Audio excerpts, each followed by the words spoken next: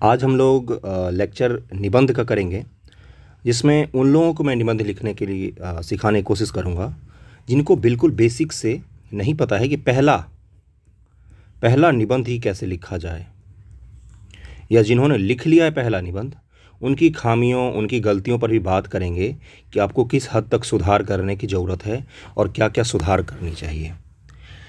आप सभी का स्वागत है study for UPSC PCS channel पर। अगर आप चैनल पर नए हैं तो सब्सक्राइब कर लीजिए, क्योंकि आपको इस पर निबंध GS1, GS2, GS1 का IR सेक्शन सब कुछ फ्री ऑफ कॉस्ट में उपलब्ध होगा, और डेली आंसर राइटिंग भी चल रहा है। अभी 1-2 दिन से मैं क्वेश्चंस नहीं दे पा रहा हूँ, किसी और जगह व्यस्तता होने के कारण वीडियो भी नहीं ज़्यादा अपलोड कर पा रहा हूँ, लेकिन जल्दी हम लोग फिर से रिदम में आ जाएंगे।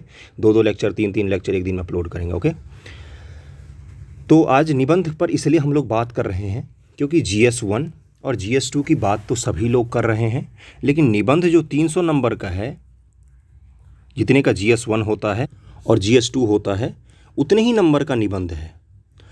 लेकिन ये उन दोनों से आपको थोड़ा सा मुश्किल पड़ सकता है अगर आपकी लेखन शैली अच्छी नहीं है तो। लेखन शैली से मेरा क्या तात्पर्य है?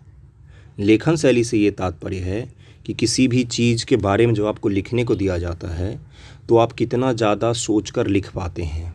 सोचने समझने की शक्ति भी आपकी अच्छी होनी चाहिए।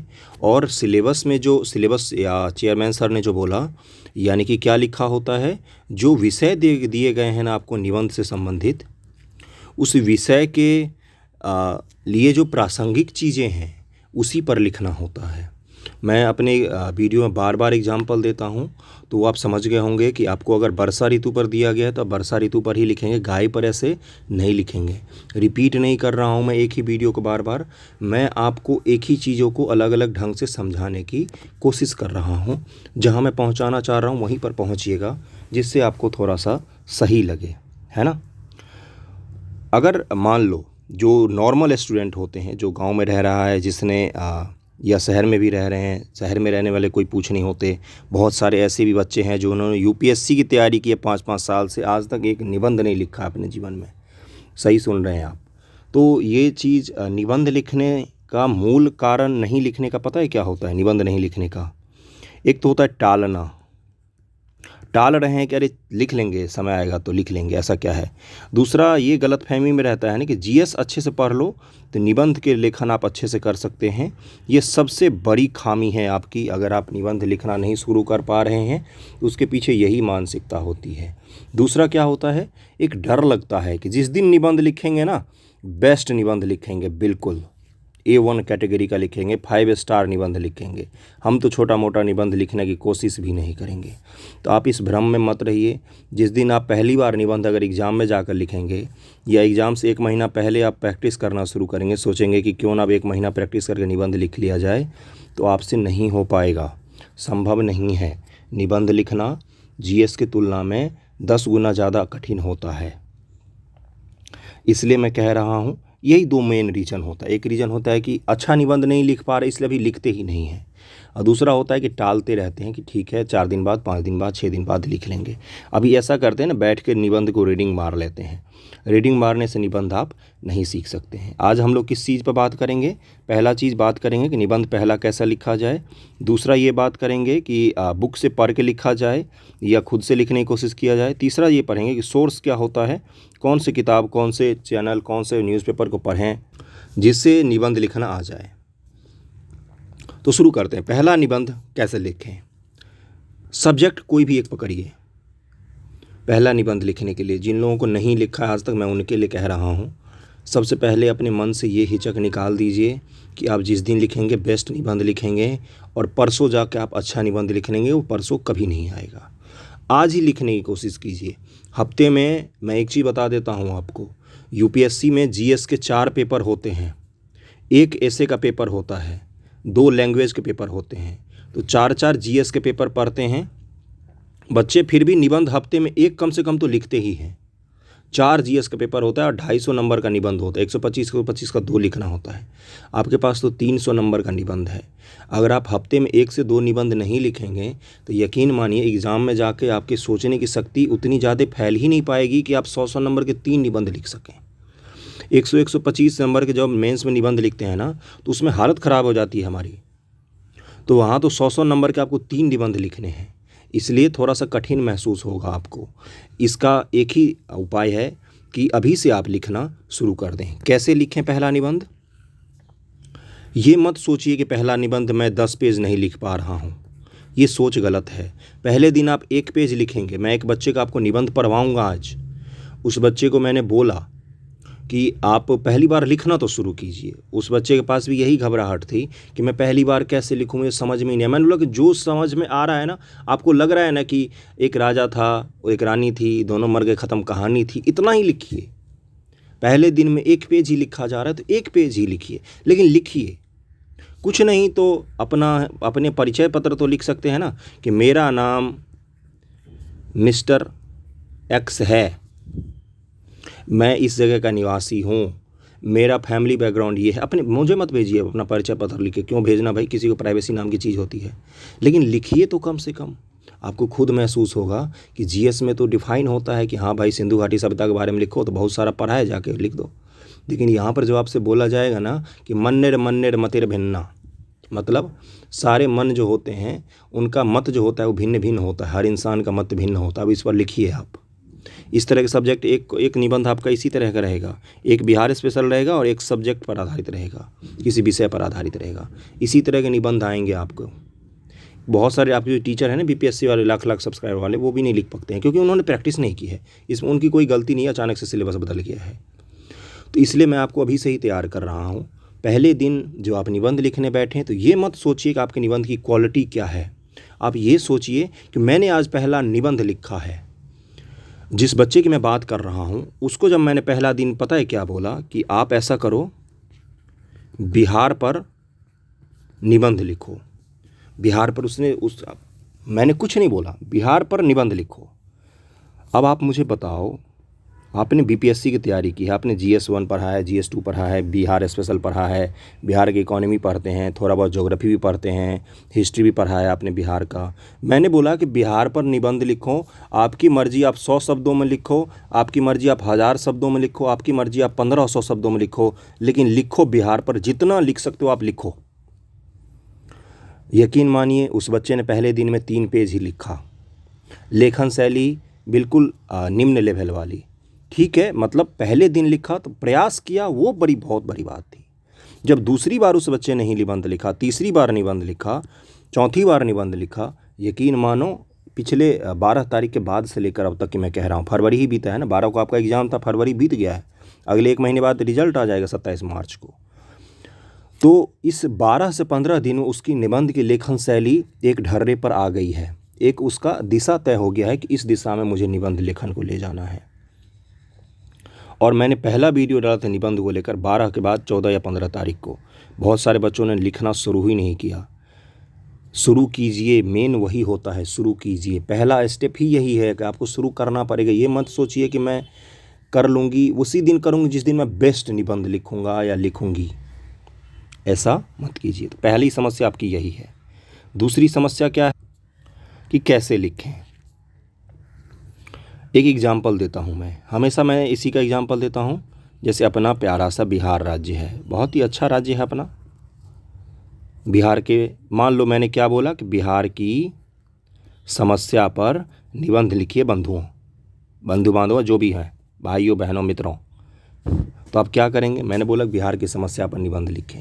बिहार की कौन सी समस्या पर आप निबंध लिखेंगे? बिहार के लोगों का यूट्यूब चैनल नहीं फेमस हो पा रहा है, उसके पर क्या, बहुत सारे बड़े बड़े यूट्यूबर हो गए हैं। बिहार की समस्या पर लिखना है। अब आपको कोई किताब की ज़रूरत पड़ती है क्या? पढ़ सकती है, निसंदेह लीजिए मदद, अगर किसी किताब में लिखा मिल रहा है तो आप इसको किस में बांटें। देखो, मैं एक सिंपल नॉर्मल बच्चे वाले निबंध सिखा रहा हूँ। गाय पर तो निबंध नहीं पूछा जाएगा आपसे, पूछा जाएगा सबसे आसान सब्जेक्ट जो मैंने बताया ना, वो है कि बिहार की समस्या। या इसी को दूसरे शब्दों में क्या बोल देते, अगर आप मुख्यमंत्री होते तो मुख्यमंत्री होकर करते क्या है एक्चुअली में भाई? आइडियल कंडीशन तो यही है कि बिहार की समस्याओं का समाधान करते हैं। तो बिहार की समस्या पर मैंने बोल दिया, तब आप क्या बोलोगे कि बिहार की सामाजिक समस्या क्या है, बिहार की आर्थिक समस्या क्या है, बिहार की राजनीतिक समस्या क्या है, बिहार की सांस्कृतिक समस्या क्या है। सामाजिक में क्या लिखोगे? जो आपने पढ़ा है वही मैं कह रहा हूँ।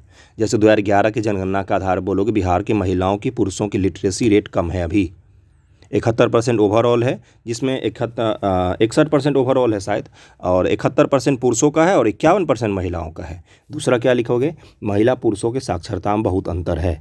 तीसरा क्या लिखोगे, यहाँ पर बाल विवाह की समस्या अभी भी विद्यमान है। बाल विवाह मतलब लड़कियों की कम उम्र में शादी हो जाती। बहुत सारे मेरे स्टूडेंट हैं जो विवाहित महिलाएं हैं, विवाह होने के बाद परिवार की जिम्मेदारी के बाद भी वो कोशिश कर रहे हैं बीपीएससी पास करने की, बहुत सारी महिलाएं हैं, है ना। तो उनके प्रति तो थोड़ा सा सम्मान आपके मन में ऑटोमेटिक आ जाता है। उनका संघर्ष थोड़ा सा अलग हो जाता है। आपकी भी बहनें हो सकती हैं, घर में कोई भी हो सकता है। तो ये समस्या है, एक कम उम्र में शादी एक समस्या है। परसों ही मैं मेट्रो में जा रहा था, एक 15 साल की बालिका थी, उनके गोद में 2 बच्चे थे, एक गोद में था और एक 1.5 साल का था। आप समझ सकते हो क्या स्थिति रही होगी। तो ये मैं क्या बता रहा हूँ आपको, ये अपने बिहार की मैं एक समस्या बता रहा हूँ। वो महिला पता नहीं कहाँ की थी, लेकिन मैं क्या बता रहा हूँ, आप जब अपने घर पर बैठे हैं तो आस पड़ोस में देखकर भी समस्याएं ढूंढ सकते हैं।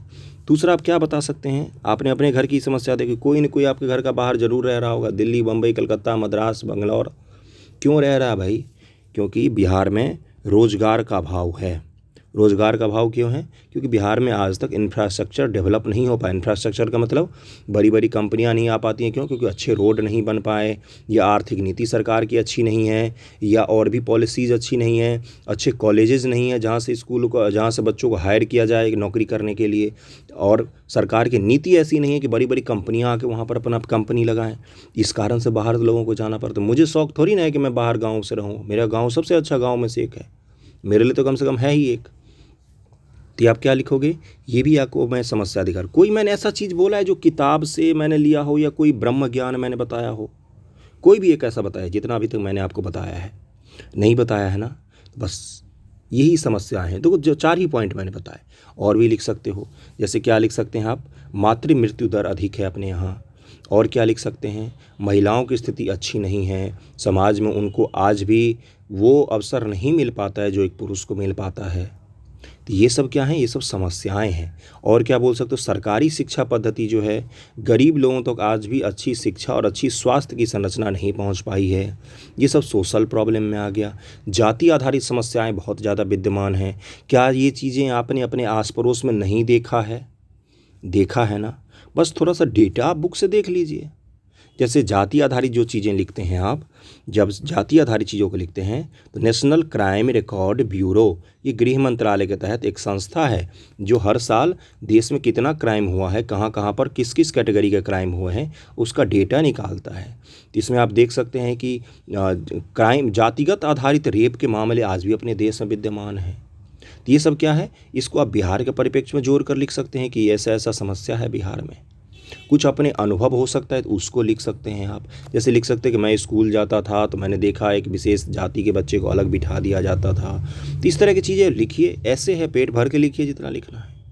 ये कोई मैंने ऐसा ब्रह्म ज्ञान दिया। अब राजनीतिक समस्या पर आते हैं। बिहार की राजनीतिक समस्या कौन कौन सी है, मान लो। पहला क्या दे सकते हो, परिवारवाद वाली राजनीति, परिवारवाद की राजनीति बहुत ज़्यादा है। दूसरा क्या दे सकते हो आप, कि जातिगत राजनीति बहुत ज़्यादा होता है बिहार में। तीसरा आप क्या दे सकते हो, कि राजनीतिक ढांचा जो है वो बदल नहीं पा रहा है बिहार में। आज भी राजनीतिक मुद्दे जातिगत आधारित चीज़ों पर होते हैं, न कि स्कूल कॉलेज इनको लेकर होते हैं। ये सब जाते राजनीतिक समस्या बता सकते हैं आप, है ना। अब और कौन सा, आर्थिक समस्या। आर्थिक समस्या में क्या बता सकते हो, कि बिहार में नीति आयोग के अनुसार, आपने करंट अफेयर में पढ़ा होगा कि 51% लोग आज भी गरीबी रेखा के नीचे निवास करते हैं। ये मैंने क्या बताया है आपको, मैं एक मॉडल निबंध भी पढ़वाऊंगा आपको। क्या बताया मैंने, जो आप देखते वही बताया है मैंने, थोड़ा सा डेटा बस 51% मैंने जोड़ दिया है। तो ये क्या बताया मैंने आपको, एक वैसी चीज़ बताई जो आप जानते हैं ऑलरेडी, बस आपको उसको लिखना है अपने कॉपी पर बंधुओं। अब लिखने की कोशिश तो आपको ही करनी पड़ेगी। एक चीज़ मान के चलना, अगर आपने निबंध के लिए कोचिंग ज्वाइन किया है ना, तो आपने सही नहीं किया है, पैसा बर्बाद करने की कोशिश कर रहे हैं आप। कोई भी दुनिया का टीचर आपको निबंध लिखना नहीं सिखा सकता है। दुनिया में कोई भी ऐसा टीचर नहीं है जो निबंध लिखना सिखा सकता है। गाइड मैं आपको कर सकता हूँ, लिखना आपको नहीं सिखा सकता हूँ। मैं आपको कंटेंट दे सकता हूँ कि हाँ ये चीज़ें लिख सकते हैं, मैं आपको ये बता सकता हूँ कि इस दिशा में लिख सकते हैं, लेकिन कोई भी ये नहीं कह सकता कि नहीं मैं आपको लिखना सिखा दूँगा, ऐसा नहीं होगा। ऐसा कभी भी संभव ही नहीं होगा। आर्थिक स्थिति में और क्या लिख सकते हैं आप ये लिख सकते हैं पर कैपिटा इनकम जो है बिहार के लोगों का वो कम है बाकी देश की तुलना में। दूसरी चीज़, तीसरी चीज़ आप क्या लिखोगे कि बिहार के जीडीपी में आज भी सेवा सेक्टर का भले ही योगदान बढ़ गया हो, सेवा सेक्टर यानी कि तृतीय सेक्टर, लेकिन रोजगार का आज भी अभाव है बिहार के जीडीपी तो बहुत तेज़ी से बढ़ रही है, लेकिन रोजगार का आज भी अभाव है बिहार में। और क्या लिख सकते हैं आप कि बिहार में आज भी स्किल आधारित जॉब का अभाव है। स्किल आधारित का मतलब क्या होता है, जैसे इंजीनियर हो गए, जैसे अलग अलग टेक्नीशियन का जॉब हो गया। ये इंजीनियर का जॉब दिल्ली में आकर क्यों मिल जाता है, बिहार के पटना में क्यों नहीं मिल पाता है भाई, बताओ मुझे। सॉफ्टवेयर इंजीनियर तो फुटलूज उद्योग होता है, वो तो कहीं भी लगाया जा सकता है, क्यों नहीं विकसित हो पाया पटना में, दरभंगा में, मोतिहारी में, कहीं भी, मधुबनी में, कहीं भी। तो ये एक समस्या है ना। कोई मैंने उड़न खटोला बताया है क्या, वही बताया ना जो आप ऑलरेडी जानते हैं। इसको बस आप क्या करना है, अब आपको लिखना है। लिखेंगे कैसे, लिखना शुरू करते हैं। अब क्या लिखा आपने, सबसे पहले पूछा गया है कि बिहार की समस्याओं के बारे में लिखिए। यही आज का टॉपिक है आपके ऐसे के लिए। जो लोग आंसर राइटिंग के लिए बोल रहे हैं ना, आज आपको इसी पर ऐसे लिखना है 1000 शब्दों में। जो लोग लिखना जानते, जो लोग लिखना नहीं जानते हैं, आप एक पेज पर भी लिख के अगर आप मुझे भेजेंगे ना, तो मैं आपको चेक करके ज़रूर रिप्लाई करूंगा। और आपको ये भी बोलता हूं मैं कि आपने बेहतरीन अच्छा प्रयास किया है भाई, वेल डन। पहली बार लिखा है, बेहतरीन प्रयास किया। पहली बार में तो मैंने किसी का कॉपी आज तक काटा ही नहीं, बोलता पहली बार लिखा तुमने, यही बहुत बड़ा एहसान किया मेरे ऊपर, अपने ऊपर, आयोग के ऊपर आपने एहसान किया। कटाक्ष कर रहा हूँ, लेकिन लिखने की कोशिश करना है आपको। भले ही आप 100 शब्द ही लिख पाएँ, लेकिन लिखिए। एक तो लिखना ही इसलिए भी बिहार के बच्चों के ऐसे एक समस्या है क्योंकि उन्होंने कभी जीवन में लेक्चर्स फेस नहीं किए हैं, लेक्चर देखा नहीं है आज तक। एक टीचर जब लेक्चर लेता है तो आपको निबंध लिखने की, सोचने समझने की क्षमता विकसित होती है। चलिए GS1 GS2 के मेरे लेक्चर देखिएगा, आपको काफ़ी मदद मिलेगा। पहला लाइन मैंने क्या लिखा, बिहार की समस्या, बिहार का इंट्रोडक्शन से शुरू करेंगे। बिहार का इंट्रोडक्शन मतलब, बिहार नाम का भारत के पूर्वी प्रदेश में एक राज्य है जो ऐतिहासिक रूप से एक प्रसिद्ध राज्य के रूप में रहा है। बहुत ही लेमैन की भाषा में समझा रहा हूँ। अनेक ऐतिहासिक स्वर्णिम युग देखे हैं बिहार ने, जिसमें मौर्यों का युग की चर्चा कीजिए, और भी जितने बिहार के इतिहास की चीज़ें सब की चर्चा कीजिए, शेरशाह सूरी से लेकर आज तक की। इंट्रो थोड़ा सा ख़त्म हो गया। उसके बाद आप क्या लिखेंगे कि ब्रिटिश काल के आते आते तक, ब्रिटिश काल के पश्चात बिहार का पतन शुरू हो गया। आज़ादी के बाद तो बिहार में बहुत सारे चीज़ें बदली, बहुत तेज़ी से बिहार की जीडीपी जो है वो देश में तरक्की कर रही थी, लेकिन झारखंड के विभाजन के बाद बिहार की समस्या और भी गंभीर होती चली गई। कोई मैंने तोप मारा है नहीं ना। उसके बाद आप क्या लिखेंगे, बिहार की समस्याओं को हम निम्न प्रकार से बांट सकते हैं। ऐसे को पॉइंट में नहीं लिखा जाता है बंधुओं। बिहार की समस्या, उसके बाद लिखेंगे आप आर्थिक समस्या हो सकती है, राजनीतिक समस्या हो सकती है, सांस्कृतिक समस्या हो सकती है, और भी कोई समस्या, सामाजिक समस्या भी हो सकती है। क्लियर हो गया। उसके बाद आप क्या लिखेंगे कि बिहार की निम्न सामाजिक समस्याएं हैं जो मैंने पॉइंट्स बताए हैं, बिहार की निम्न आर्थिक समस्याएं जो मैंने पॉइंट्स बताए हैं, बिहार की निम्न राजनीतिक समस्याएं जो पॉइंट्स बताए हैं, बिहार की निम्न सांस्कृतिक समस्याएं हैं जो मैंने पॉइंट्स बताए हैं। अब उस पॉइंट को लिखते आप कैसे हैं ना, ये आप पर डिपेंड करता है। जैसे मान लो सामाजिक समस्या की बात आई, अगर कोई मुझे बोलेगा, लेखन शैली क्या होता है मैं वो समझा रहा हूँ। मुझे कोई बोलेगा कि लिखिए बिहार के सामाजिक समस्याओं के बारे में, मैं पता है कहाँ से शुरू करूँगा। मैं शुरू करूँगा कि मैं जब स्कूल जाता था तो मेरे साथ बहुत सारे लोग स्कूल जाते थे 8वीं तक। अपना अनुभव से शुरू कीजिए। अपने अनुभव को डालने से पता है क्या होता है, ऐसे पढ़ने वाले को लगता है कहानी पढ़ रहा हूँ।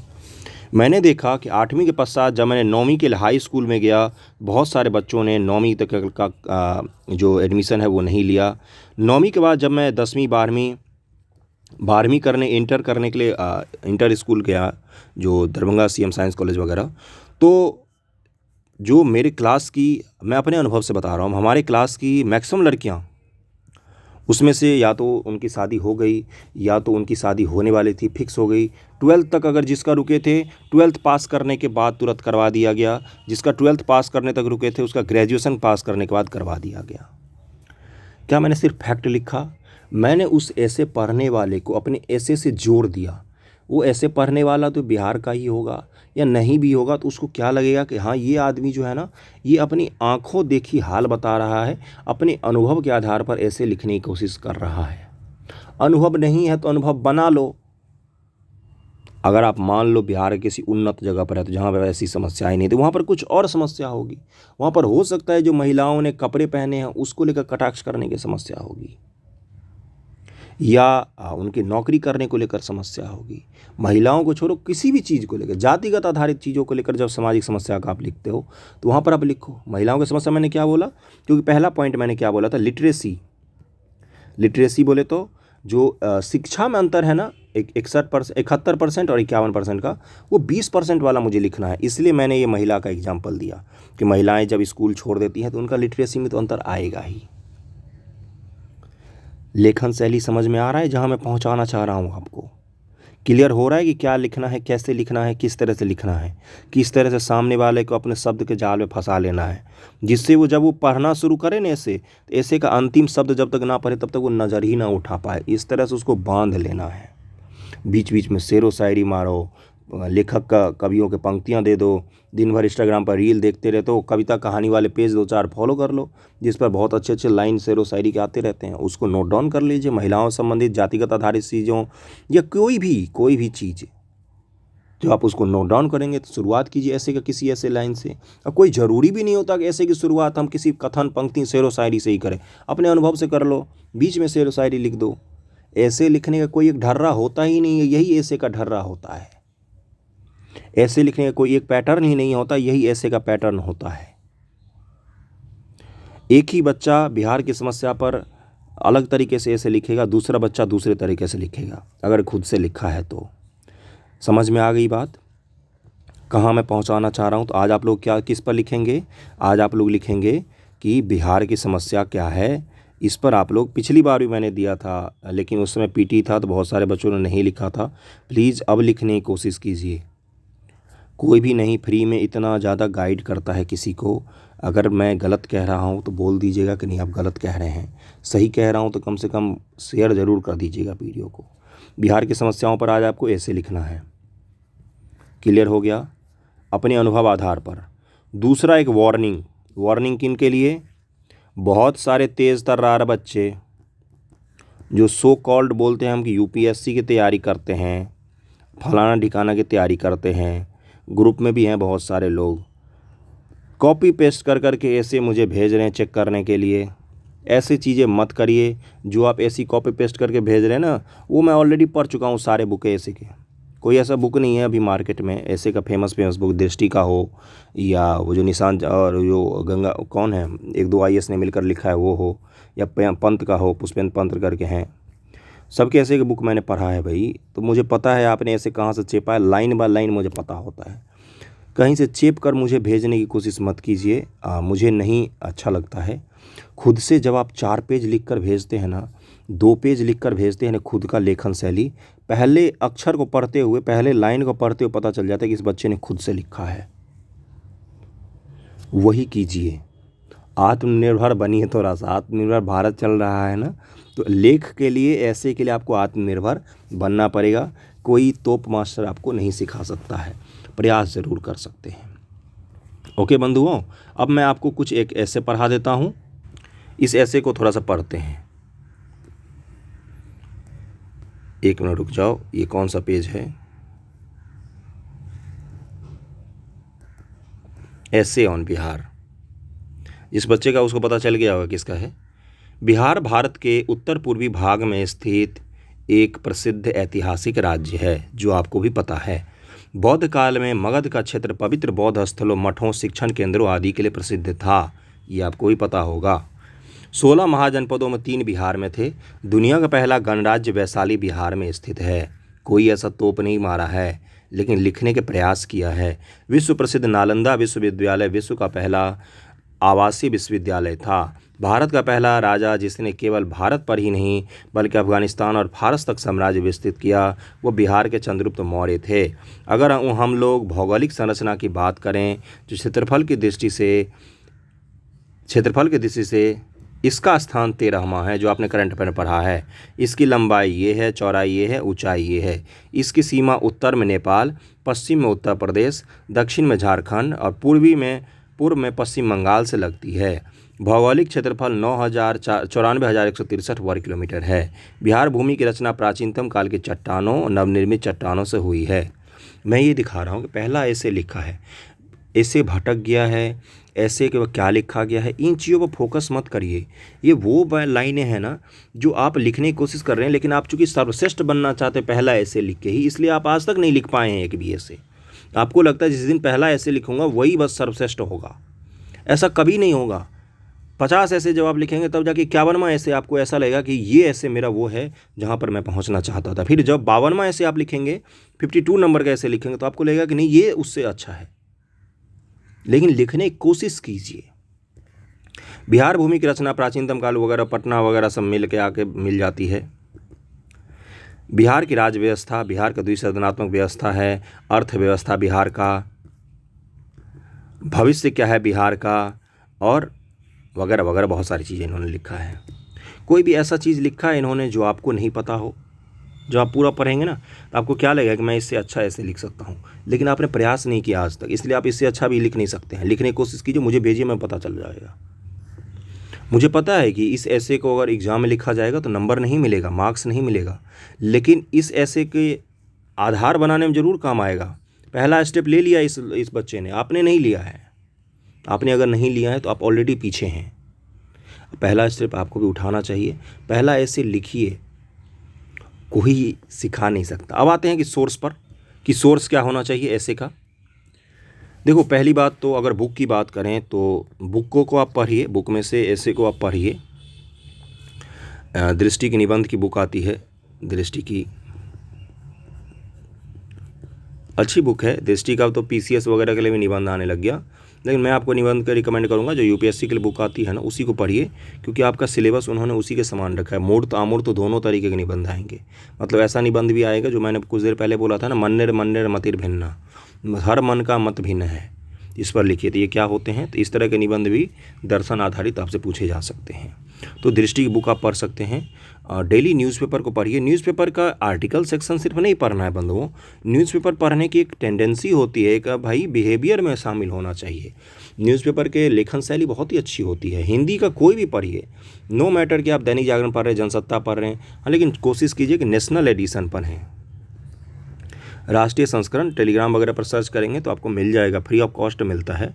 दृष्टि की बुक का निबंध पढ़िए, लेकिन उसको अपने शब्दों में लिखने की कोशिश कीजिए। मैं एक निबंध आपको दिखा दूंगा और क्या करना है। और आपको विभिन्न मुद्दे, कविता, कहानी, अगर आपको शौक़ हो, अगर आप खुद से कविता लिखते हैं, खुद से शेर व शायरी करते हैं, तो वो भी बेस्ट है। कोई आपको नहीं पूछेगा किसकी लाइन ही आपने लिखी है। कोई कविता पढ़ते हैं, नोवेल पढ़ते हैं, हर वो चीज़ आपके निबंध में काम आता है। जो आप सड़क पर चल रहे होते हैं तब ध्यानपूर्वक अगर देखेंगे, जब मैंने बताया मैंने कि मैंने मेट्रो में देखा, एक 14-15 साल की 16 साल की लड़की थी, 2 बच्चे थे उसके। इसको मैं अगर किताब कहानी के फॉर्म में मैं बहुत अच्छा लिखता हूँ, मैं कभी कहानी के फॉर्म में आपको लिख के दिखा दूंगा कि किस तरह से लिखा है। तो ये क्या है, ये मैंने कुछ देखा, अनुभव किया, मैं अब उसको कहीं भी यूज़ करूँगा समस्याओं को लिखने में। मैंने नहीं देखा होता तो मैंने इस तरह की समस्या अपने मन में डिज़ाइन कर ली होती कि मैं उस दिन एयरपोर्ट गया, वहाँ पर देखा मैंने ऐसी ऐसी समस्या। मैंने उस दिन रेलगाड़ी में चढ़ने गया, वहाँ पर मैंने ऐसी ऐसी समस्या देखा। जनरल डब्बे में तो शादी तक फिक्स हो जाती, एसी में किसी का कोई टोकता तक नहीं है कि भाई पानी पी लो या ये कर लो, ये भी नहीं पूछता कहाँ जा रहे हो। जनरल डब्बे में शादी फिक्स हो जाती है, ट्रेनों में पहले फिक्स हो जाती थी, आज का तो नहीं पता। तो ये क्या है, ये आप अपने आस पड़ोस की चीज़ों को देखते चलते हैं तो पता होता है। जिस समाज में आप रह रहे हैं वहाँ पर एक बार ठहर के देखिए तो आस पड़ोस में कौन कौन सी समस्या है। जिस घर में आप रह रहे हैं उस घर में देखिए कौन कौन सी समस्या है।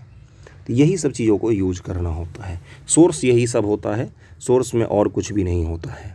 ओके, मैंने आपको कैसे लिखना है पहला निबंध ये बता दिया, क्यों नहीं लिख पाते हैं, समस्या क्या आती है निबंध में वो भी मैंने बता दिया। और सबको पता होगा समस्या वही है कि अभी नहीं लिखते हैं, अभी पढ़ लेते हैं। पहला निबंध जिस दिन लिखेंगे उस दिन सबसे अच्छा लिखेंगे। पहला निबंध कैसे लिखना चाहिए वो भी मैंने बता दिया बिहार की समस्या के एग्जाम्पल देकर। और मैंने क्या बताया है आपको, और मैंने आपको सोर्स भी बता दिया। एक बच्चे का मैंने आपको वो भी पढ़ा दिया कि निबंध कैसे लिखा जाता है। पहला निबंध तो आप कैसे भी लिखिए, बस लिखिए, सब कुछ बता दिया है मैंने आपको। दृष्टि का एक निबंध मैं पढ़ा देता हूँ। जैसे ये भ्रष्टाचार, चुनौती और समाधान पर एक निबंध लिखा है उन्होंने दृष्टि में। अगर आप देखेंगे ना तो बहुत सारे निबंध आपको मिल जाएंगे। 50 साल से अधिक आयु वाले 3 व्यक्तियों को ईश्वर ने दर्शन दिए, एक कहानी उन्होंने छोटा सा लिखा है। आज़ाद हिंदुस्तान की तकदीर, भ्रष्टाचार का दीमक कुछ इस तरह समाया है कि आज जीवन, समाज और सरकार का कोई ऐसा क्षेत्र नहीं बचा जो सुरक्षित हो। संसद से सड़क तक, मंदिर से दफ्तर तक, आम आदमी से खासो खास तक, जिसको जहाँ मिलता है लूटने में लगा पड़ा है। ये सब तो आप भी लिखते हो कि भ्रष्टाचार का दीमक हमारे देश को खोखला कर रहा है। ये सब लाइनें मारते होंगे ना डिबेट वगैरह में, या बोलते होंगे ना एक दूसरे से, तो वही तो लिखना है जो आप बोलते हो। 1,76,000 करोड़ रुपए का 2G घोटाला, वैसे 2G घोटाला को हाईकोर्ट ने रद्द कर दिया गया, कोई घोटाला नहीं हुआ था, है ना। इसी तरह से और भी घोटाला, आज भी कोई घोटाला चल रहा है तो उसके बारे में लिख सकते हैं। बिहार में कोई घोटाला चल रहा है उसके बारे में लिख सकते हैं। कभी कोई सरकारी ऑफिस गए हों, आपसे मांगा हो तो लिख सकते हैं कि भाई कभी किसी पुलिस वाले ने लाइसेंस नहीं हो तो बोला हो कि निकालो 1,000 रुपये, नीचे से 500 रुपये निकालो, तो वो भाई आप लिख सकते हैं। इन सब चीज़ों को आप लिख सकते हैं। भ्रष्टाचार में और क्या है, भ्रष्टाचार के फिर सामाजिक पहलू को लिखिए कि एक आदमी जब भ्रष्टाचार करता है उसके कारण 100 आदमी भूखे सोते होंगे अगर किसी ने किसी का PDS का खाना चुरा के बेच दिया तो। किताबों में भ्रष्टाचार होता है तो बच्चे पढ़ नहीं पाते, उनकी पढ़ाई बीच में छूट जाती है। छात्रवृत्ति में अगर भ्रष्टाचार होता है तो बच्चों की हायर एजुकेशन खराब हो जाता है। सड़क में भ्रष्टाचार होता है तो उसके कारण लोगों की मौतें हो जाती हैं सड़क पर एक्सीडेंट में। तो ये सब चीज़ों को आपको लिखना पड़ेगा। लिखिए, भेजिए, चेक करा लीजिए। ऐसा अपॉर्चुनिटी और कहीं नहीं मिलता है। फ्री में कोई टीचर आपके इतने करीब नहीं पहुंचने की कोशिश करता है जो आपकी नीड के हिसाब से आपको कंटेंट में प्रोवाइड करवाता हूं। ओके, कैसा लगा है वीडियो ज़रूर बताइएगा। अच्छा लगा हो तो थैंक यू सो मच आप सभी का।